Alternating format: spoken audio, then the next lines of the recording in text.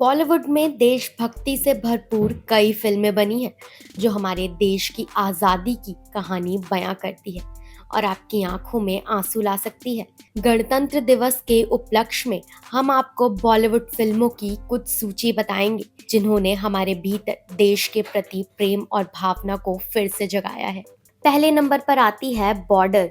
ये फिल्म 1971 के भारत पाकिस्तान युद्ध के दौरान घटी सच्ची घटनाओं से प्रेरित है। लोंगेवाला की लड़ाई को पूरी फिल्म में विस्तार से दिखाया गया है।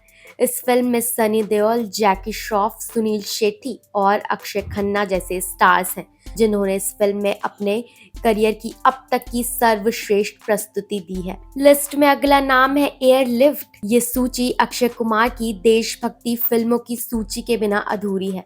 एयरलिफ्ट की कहानी सच्ची घटनाओं से प्रेरित थी। यह कुवैत की पृष्ठभूमि पर आधारित थी, जहां इराक द्वारा कुवैत पर आक्रमण की घटना को दर्शाया गया था, जिसके परिणाम स्वरूप हजारों भारतीय युद्ध क्षेत्र में फंस गए थे। अक्षय ने एक मसीहा की भूमिका निभाई, जिसने सैकड़ों भारतीयों को सुरक्षित अपने देश लौटने में मदद की।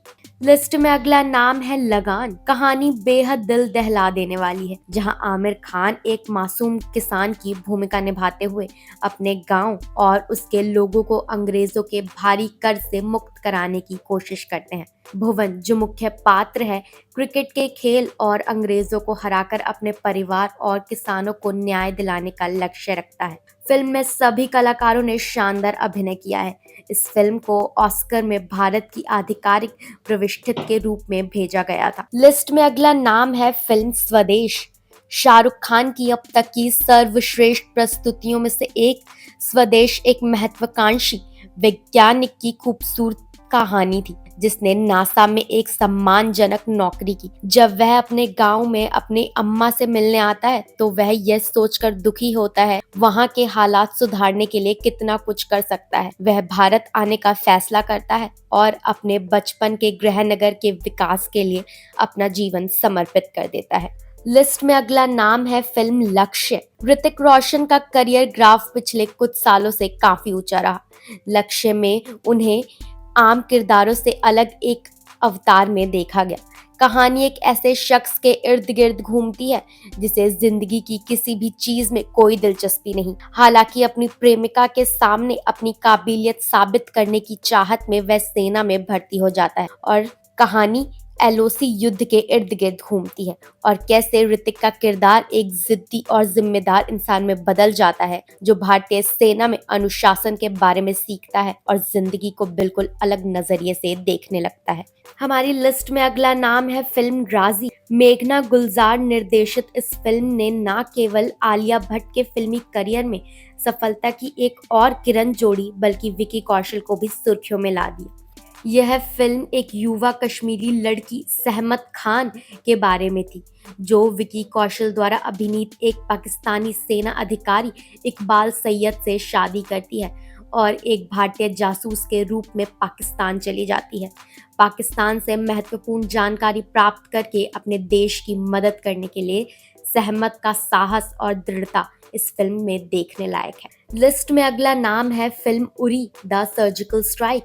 पुलवामा हमले के बाद भारत में हुई ऐतिहासिक सर्जिकल स्ट्राइक को बड़े पर्दे पर बहुत ही सहजता से दिखाया गया। इस फिल्म में विकी कौशल के अलावा परेश रावल, यामी गौतम और मोहित रैना जैसे कई उल्लेखनीय कलाकार भी थे, जो कहानी के लिए समान रूप से महत्वपूर्ण थे और फिल्म को एक बड़ी सफलता बनाने में उनकी भूमिका रही। लिस्ट में अगला नाम है film Gunjan Saxena the Kargil girl.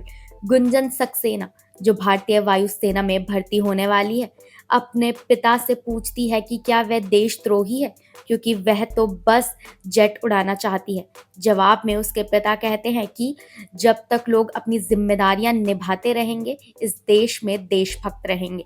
Kargil युद्ध में सक्सेना पहली महिला लड़ाकू पायलट बनती है।